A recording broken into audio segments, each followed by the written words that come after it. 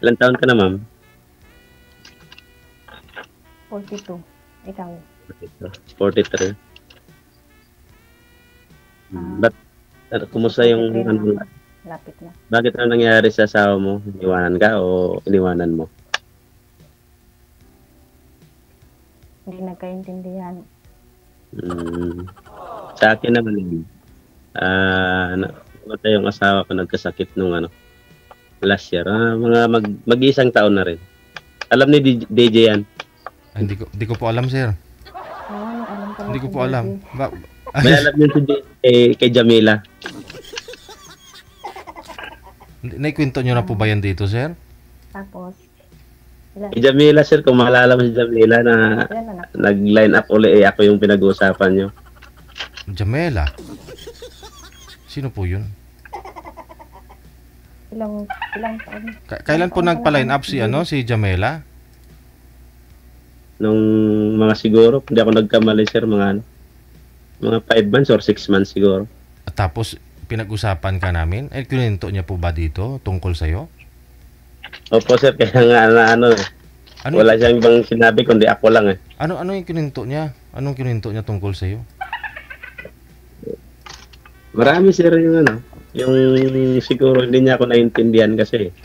Dahil lang nangyari kasi dyan, di ba, nag-line up kami, one day ata, 2 days, nagkaunawaan kami. Kaya lang, naging hadlang sa amin kasi yung oras namin, yung parang hindi niya ako naiintindihan. Pinapaliwanag ko sa kanya, may mga tao ako.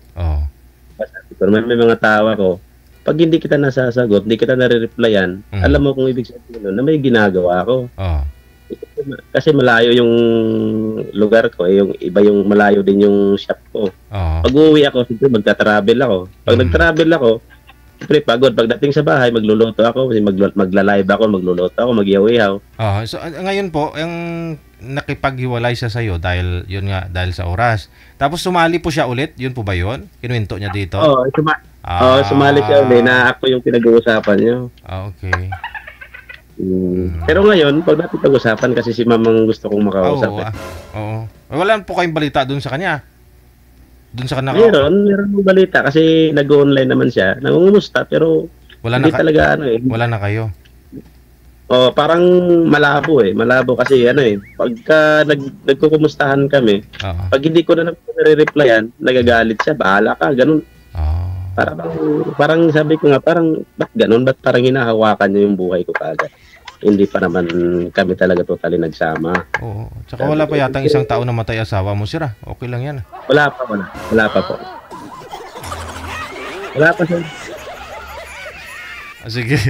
Andyan po si ma'am. Usapin po ninyo. Ma'am Krishna. Hello, ma'am. Balik tayo sa Si Jamila, asawa mo? Asawa mo? Hindi. O nakilala mo dito? Sumali rin ako dito, nag-line up din ako dito. Nag-line up din ako dito. Wag na yun si Jamila kasi tayo naman nag-uusap dito. Baka sabihin naman ng ibang tao. Hindi. Alam mo naman yung narinig ko lang kasi. Narinig ko lang. Hindi, balik tayo dun sa about dun sa asawa mo. Bakit anong naging dahilan? Hindi nagkasundo. Huwag na natin ikwento dito yung past. Oo, doon kami na nga. Okay lang, wala namang problema sa akin. Pakilapit nga po ng mic mo, ma'am. Mahina po yung boses mo, ma'am. Ilapit niyo po yung mic mo, ma'am, sa bibig. Sabi ko DJ, wag na pag-usapan yung past. Yung bago na lang, di ba? Ilan pala anak mo, ma'am? Ilan yung anak? 2 anak ko. 2. Babae. Puro lalaki. Ikaw. Babae at lalaki. Lalaki. Ilan taon na yung panganay? 23. Yung pangalawa, 20. Yung panganay may work na. Yung lalaki nag-aaral pa. Babae at lalaki. Babae at lalaki.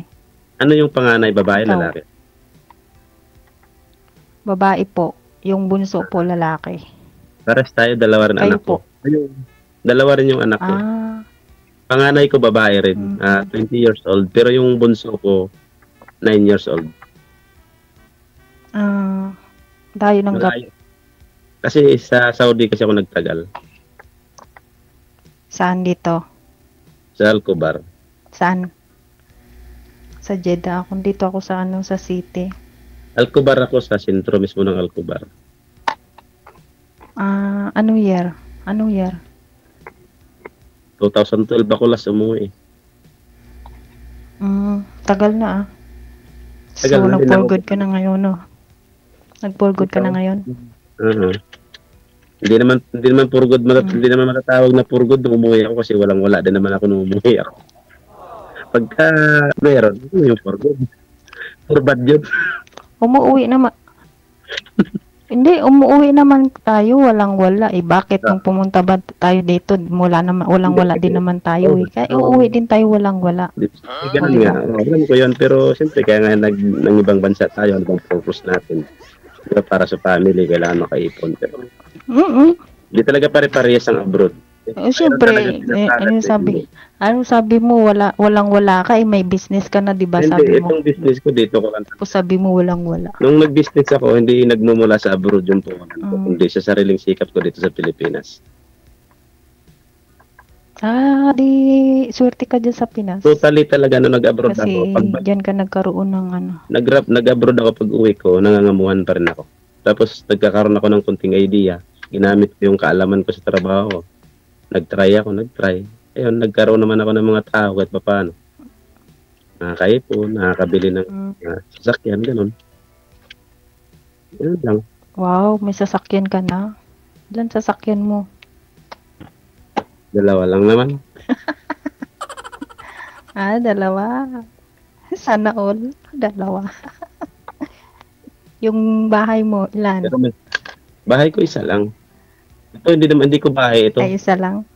Iniram ko lang to dito sa shop ko na yung sa harap pa ng shop ko. Dito ako tumira. Yung mga old to na bahay, yung Kawayan. Pero yung bahay ko malayo, 2 hours ang travel niya. Malayo. Buti ka pa. Mas Sinso. Hindi naman. Siguro ano lang, kasi huwag mo sabihin Sinso, kasi yung mga business naman ano naman yan eh. Kumbaga, pinagkakatiwala lang naman ng Diyos sa atin yan. Hindi naman totally atin to. Ginamit lang siguro tayong tagapangalaga. Yun nga, kailangan pangalagaan natin kasi siguro ginamit ka ng Diyos para sa ibang tao. Saan ka ngayon? Sa Pinas? Quirino Province. Mga anak mo kasama mo? Mga anak mo? Yung panganay ko nasa bahay, iniwan ko kanina kasi doon nagbabantay. Kasi nag-online selling din kasi yun. Babantay sa bahay dahil siyempre walang nagbabantay doon, may mga alaga. Yun. Pero yung bunso kasama ko. Kasi dito nag-aaral sa, ayaw umiwalay sa akin eh. Ayaw umiwalay yung bunso sa akin. Bata pa kasi 9 years old. Ba't sumali ka dito? Dati, Ba't sumali ka dito? Andiyan na si Amo. naghahanap ako ng Na, madam. Tawag na. madam. Sorry, pasal. Isyada, madam. Muskila.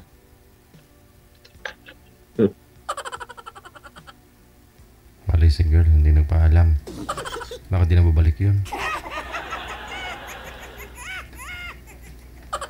Wanted, sweetheart.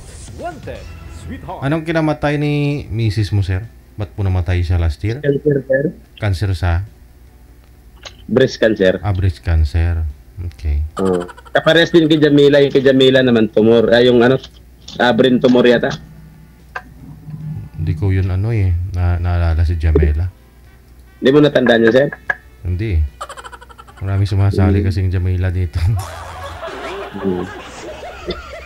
Ano pong naging kayo noon? Naging kayo tapos dahil sabi niya wala kang time, sumali siya ulit dito.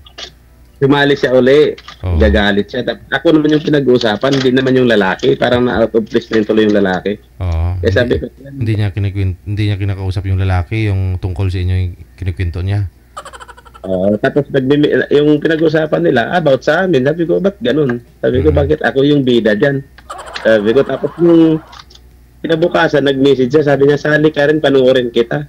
Parang naglulukuhan tayo niyan, sabi. Oo. Pero kayo pa pala the time nung sumali siya. Kami.